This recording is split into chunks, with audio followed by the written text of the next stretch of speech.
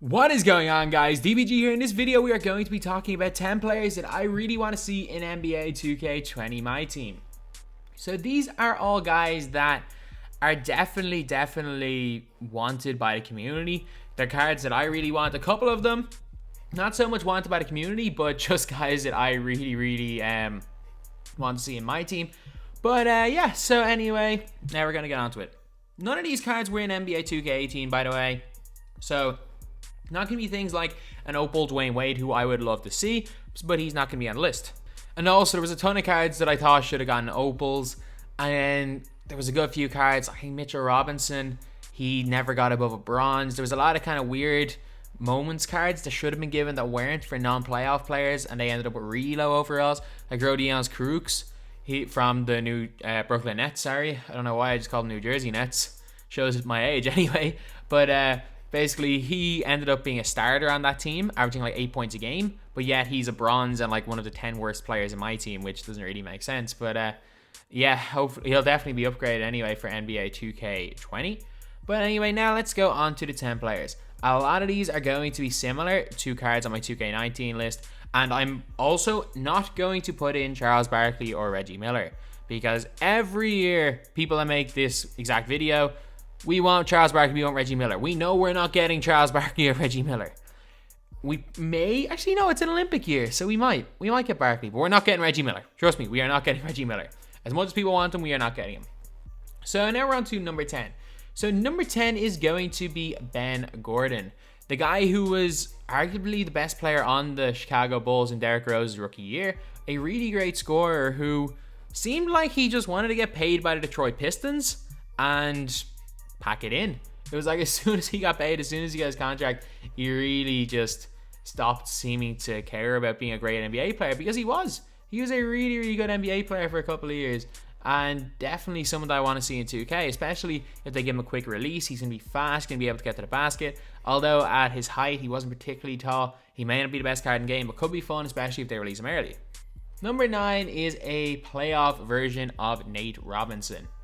So you guys should all know the game. Actually, no, I say that, but it's like, it's been long enough ago that a lot of my fans may not have even been watching basketball at that stage.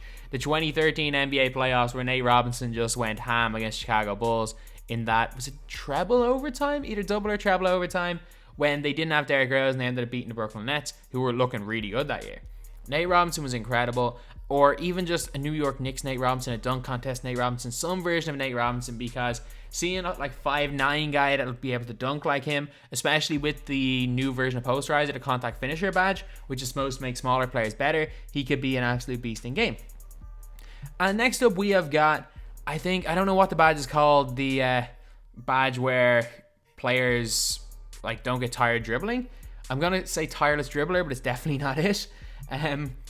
This guy would be the perfect person for it. It's Rafer Alston.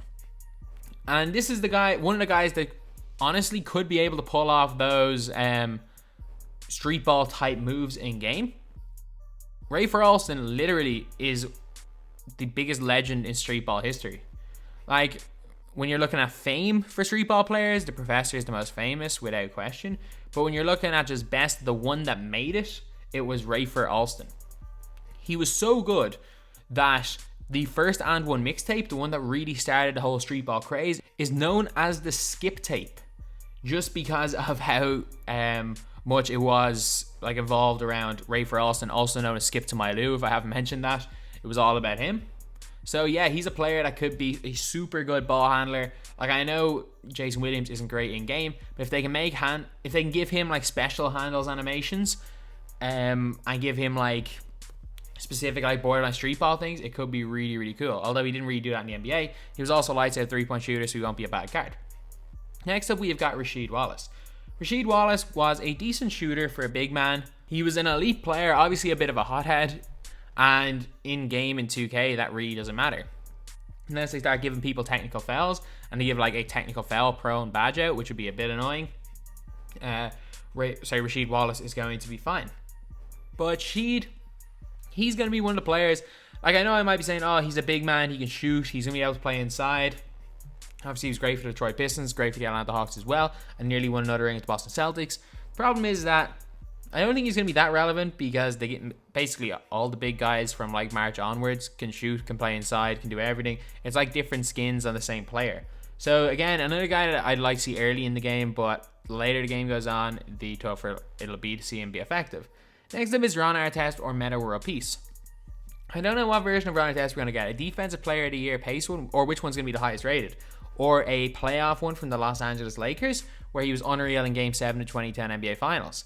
I think if we are going to get a Pink Diamond one, it will probably be from the 2010 NBA Finals, a playoff card. But Ron Artest, like, yeah, I get it. He was a domination one 2K18. He was probably the best of all them, and he's had a beta release, not a great card in game. Although if they do change the release, we've still got a really nice lengthy defender, and a guy that, again, is going to be really fun in game. And 2K isn't really 2K without Ron Artest, is it though? Like, not seeing these guys in game was kind of crazy in 2K19. Another player that I genuinely didn't even realize he wasn't in 2K19 until I started doing squad builders. So I was doing like top, like 2005 to 2010 squad builder. That was a while ago. And I was like 2005 draft class was actually another squad I was doing. And a guy that I was kind of looking for in this squad, to think, oh, maybe he might make it or not, was Deron Williams. There is no Deron Williams in NBA 2K19. Deron Williams was arguably the best point guard in the NBA around 2010, 2011. It was a debate between him and Chris Paul. And a lot of people are going to say, oh, he was never near the best. He was. Trust me. He was part of two Team USAs. He was part of literally the two best Team USAs since the Dream Team. Well, two best, like, on paper. 2014 World Championship was the best team there's ever been. But, yeah, he was part of two of them. Was basically the face of the Brooklyn Nets for years. And he's not in game. Not even that old. He just had a horrible, horrible end to his career after his terrible performance in the 2017 NBA Finals. Number 4, we have got one of my favorite players of all time. The guy who I think deserved to win Finals MVP. I'm not going to say he was robbed, because I'm not going to say that Kawhi Leonard in 2014 didn't deserve it. But it was kind of a situation where a lot of Spurs players could have won it because it was such a great team performance. And that's Boris Diaw. And basically, a lot of people are saying this is a hot take. Please just type in if you didn't watch the finals back then, type in Boris Diaw Finals MVP into Google. A lot of people thought he should have won it. But yeah, Boris Diaw was one of my favorite players ever to watch, just because of his ability to be a playmaker, his really underrated defense. The Spurs used him to defend LeBron James quite a lot when Kawhi Leonard wasn't on the floor. His basketball IQ, his ability to shoot, pass, handle the ball from like a small ball 5. He came into the league as like a 2 guard who was a primary ball handler, and then ended up putting on so much weight that he ended up playing at the 5 and was really effective. He was a guy who could change the game without touching the ball, and one of my favorite players.